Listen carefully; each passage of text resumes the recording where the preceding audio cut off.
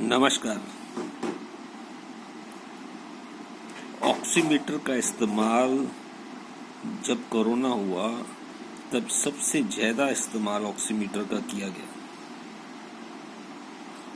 ये जानते किसी को नॉलेज भी नहीं थी कि ऑक्सीमीटर का इस्तेमाल ज़रूरत से ज़्यादा करने पर वो घातक भी हो सकता है, नुकसान भी पहुंचा सकता है। मैं आपको बताता हूं कैसे। कभी आपने आग को देखा है? आग का काम है आपके शरीर में गर्मी पैदा करना, और अगर आप आग को देखेंगे और उसे रिप्रेजेंट करेंगे तो वो लाल रंग में आप उसे रिप्रेजेंट करते हैं कि आग हमेशा आग के लिए आप लाल रंग को चुनते हैं। Red colour represents fire. Fire represents red colour, यानी कि अगर आप सूरज को देखते हैं तो सूरज को हम फायर से रिप्रेजेंट करते हैं। आग तत्व है, अग्नि तत्व के सूर्य भगवान कहते हैं।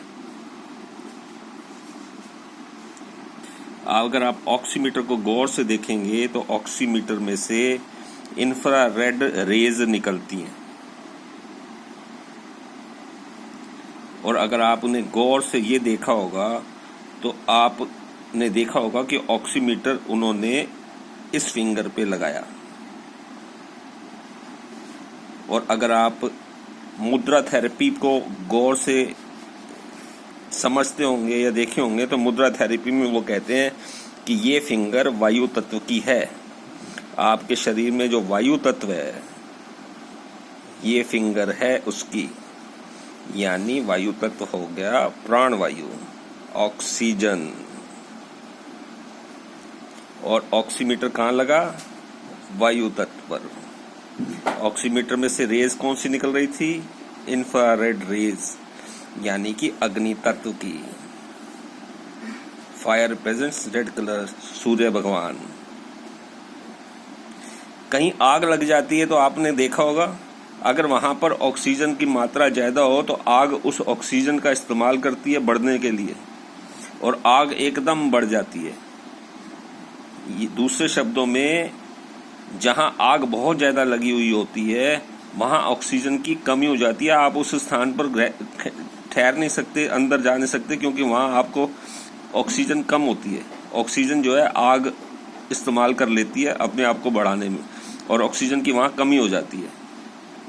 यानी कि आग जिस जगह भी ज्यादा बढ़ेगी वहां ऑक्सीजन की कमी कर देगी।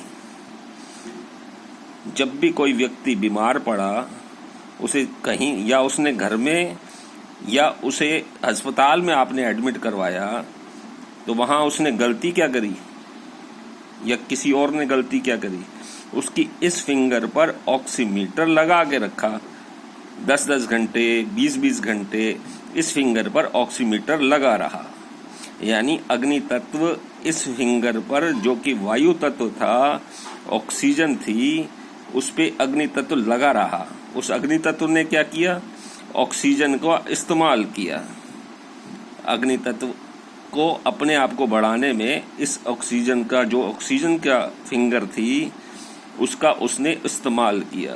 तो जब अग्नि तत्व ने ऑक्सीजन जो मौजूद थी उसका इस्तेमाल किया तो ऑक्सीजन कम हो जाएगी ना शरीर में, अग्नि बढ़ेगी। उस जो ऑक्सीजन शरीर में थी उसको वो इस्तेमाल करती रही अपने बढ़ाने के लिए, तो शरीर में ऑक्सीजन की कमी होगी ना।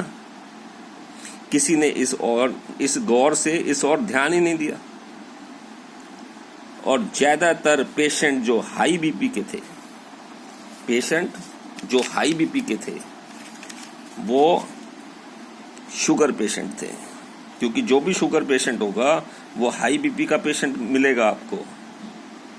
उसका जो ऊपर का blood pressure, systolic blood pressure है, वो आपको इंक्रीज मिलेगा किसी भी शुगर पेशेंट का।